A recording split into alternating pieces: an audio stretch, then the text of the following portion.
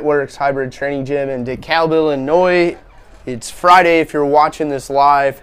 First and foremost, we would love your questions. We had a lot of great questions yesterday.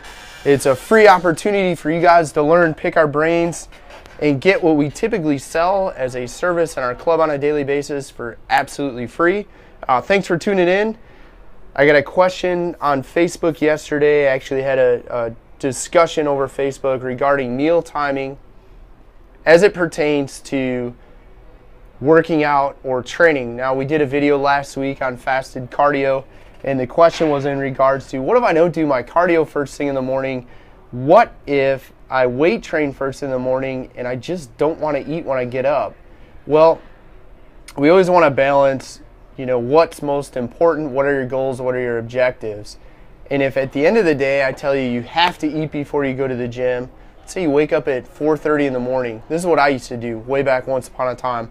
I'd get up at 4:30, I'd leave my house at 4:45, I'd get to the gym at 5 or 5 after, I'd train for an hour, shower, have a shake, put my work clothes on, dress clothes on, go to my office and start my work day.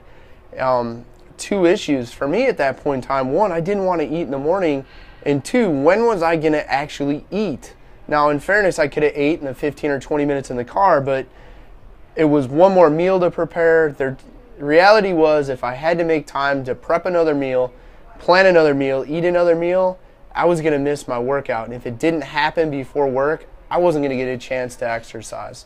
So if we balance reality with your goals, I would rather see somebody consistently getting their exercise in and week out than tell them you must eat before you exercise, and then in doing so, they end up compromising, interrupting, or completely eliminating the time that they had available to exercise. So sometimes it's more important to actually get the exercise in. If you're not somebody that can eat first thing in the morning, then don't eat, go train. If you're somebody that you got a choice, exercise, make a meal and eat it, you need to go exercise. And let's not sweat the small stuff. Apply the 20-year rule. In 20 years, it won't matter. Apply the year rule. If you get 300 pretty good days, the other 65 aren't going to matter. Now, understand that in the context of fasted cardio, if you're intentionally getting up and intentionally doing interval cardio or long-duration cardio on an empty stomach, thinking that the fasted state is going to produce better results, see our prior video, because that's not the case. That's not what I'm talking about here. So again, make it being exercise, make it fit your lifestyle, make exercise part of your lifestyle, not the alternative, which is make your lifestyle fit around exercise, because it won't work long term. You won't be able to stick with it. I've been doing this almost 20 years. Trust me, it doesn't work that way. The next question is, what about protein? How much protein and when? And by all means, if you guys have questions, feel free to ask. And Tim, who's taping, will actually read me your question. We'll answer it live right here. Somebody asked, how do I get a free shirt? How do you get a free shirt? Haha, we're not to that point yet. We're on point number 2. We got to get to point number 3 on my notes right here on my Mac.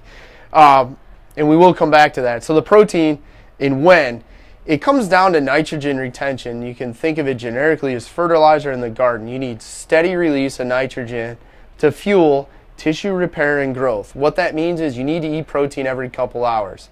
Now, does that mean it has to be 6 meals a day? Again, if that's not going to conveniently fit your lifestyle, then no, because you're going to fail. And once you've failed often enough, you're going to quit. Does it mean you have to do it 5 times a day? No. If you can only get consistently 4 meals a day in, then get 4 meals. Make sure you have some protein at each meal and move on.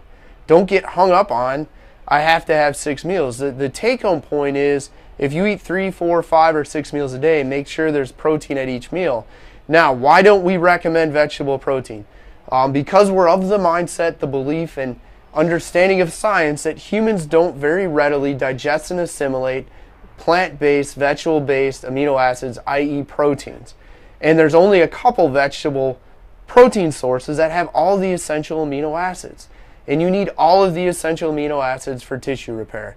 So we're not big on the vegetable proteins. That's the first reason. The second reason, as Tim pointed out, take quinoa, which could be considered a perfect protein, because it does have all the essential amino acids, you would need to eat like 300 grams of carbohydrates to get a significant amount of protein.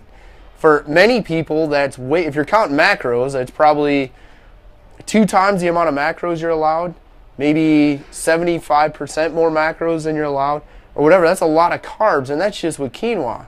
That's assuming you don't eat any other carb sources, and you're still not going to get a lot of protein for having ate that much carbohydrate. So we recommend, we're fans of animal-based proteins. That's the best source of protein. If you want to have quinoa for variety, or you just like quinoa, great.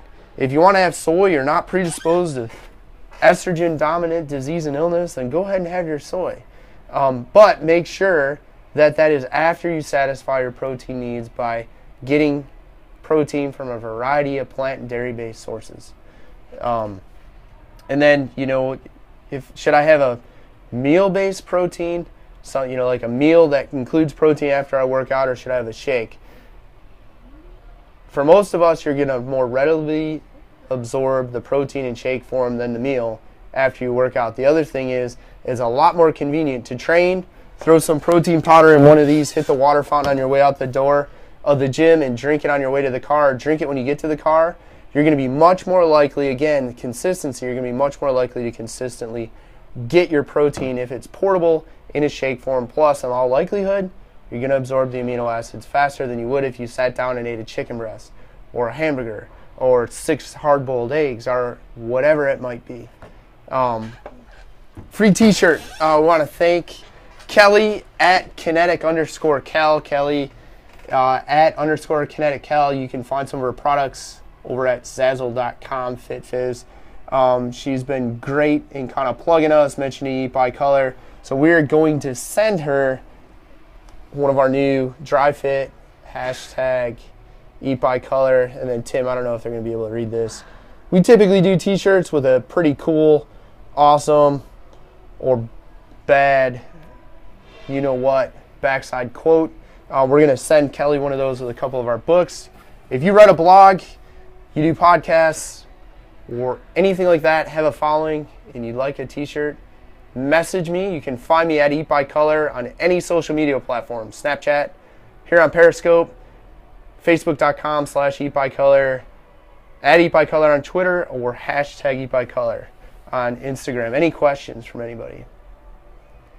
Exercise Galore book is probably going to be available in print on Amazon. So if you're looking for some great exercise ideas, you want to know how to safely and effectively train with weights, or maybe you want to understand better program design, actually write workouts that produce results, this book will show you how. It's available right now for Kindle for like $9.50 on Amazon. Print version will be out sometime in the next couple days. It may even be on Amazon right now. I think the print version is going to be $20. Again, Ray Binkowski, sitting in FitWorkz Hybrid Training Gym in DeKalb, Illinois, author of the book Exercise Galore, Eat by Color, and Get Fit and Live Healthy.